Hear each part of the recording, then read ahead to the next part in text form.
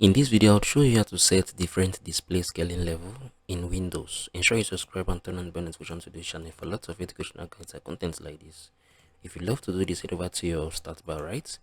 Click on the settings. Once you have clicked on the settings, wait for it to load up.